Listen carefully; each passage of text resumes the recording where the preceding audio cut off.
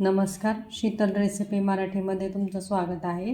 तर आज आपण उपासाची रताळ्याची भाजी कशी करायची ते पाहणार आहोत। इथे एक रताळं घेतलेला आहे, तर आता ह्याचे आपल्याला साल काढून घ्यायचे पूर्णपणे आपण साल काढून खिसून घेणार आहोत।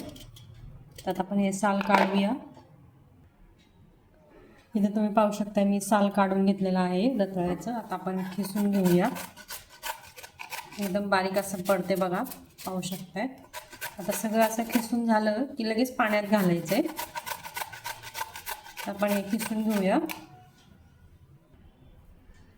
आता इथं पाहू शकताय मस्त रताळं मी खिसून घेतलेला आहे, पाण्यात घातले आणि 3-4 वेळा आपल्याला छान स्वच्छ धुवायचं आहे, जेणेकरून त्याच्यामध्ये काय माती वगैरे असेल ती सगळी निघेल। आता आपण साहित्य बघूया। तर इथं आपल्याला जिरं लागेल आणि हिरवी मिरची लागेल, दाण्याचा कूट। मिरची तुम्हाला कितपत तिखट आवडत असेल कमी जास्त तुम्ही करू शकता। आता आपण इकडे पॅन गरम करायला ठेवूया। इथं पॅन मी ठेवलेला आहे, त्यात तेल घालून घेतले 2-3 चमचे। तुम्ही तेलाच्या ऐवजी तुपाचा पण वापर करू शकता। तर इथं एक मिरची घेतलेली आहे, जिरं घालूया पहिला आपण।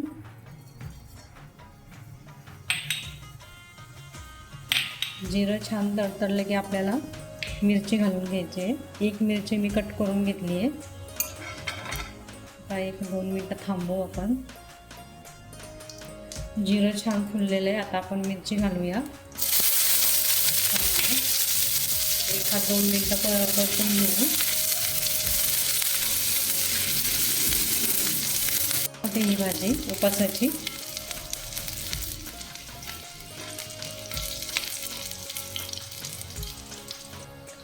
मिरची छान परतून झालेली आहे। आता आपण त्याच्यामध्ये किसलेलं रताळं घालूया।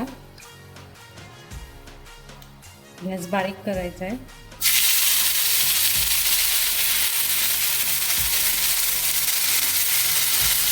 पाहू शकता इकडे मी सगळं घालून घेतलेलं आहे रताळं।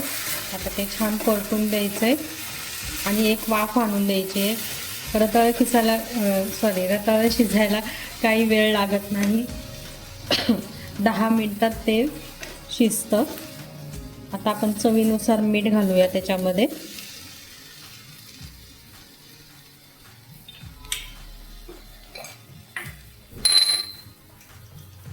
चवीनुसार मीठ घालूया।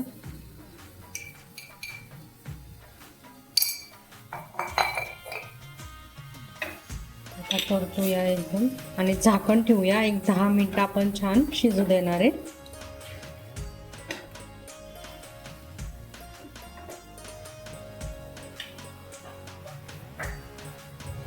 झाकण ठेवू आणि 10 मिनिटं आपण असंच ठेवूया। आता आपली भाजी शिजली का पाहूया। वा, मस्त वास येतो। ऑलमोस्ट झालेली आहे भाजी। रताळं शिजायला काही वेळ लागत नाही। आता आपण त्याच्यामध्ये दाण्याचा कूट घालूया।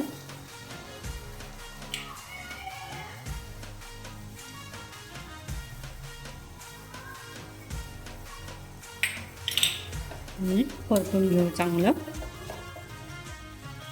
आपली भाजी आता रेडी झालेली आहे।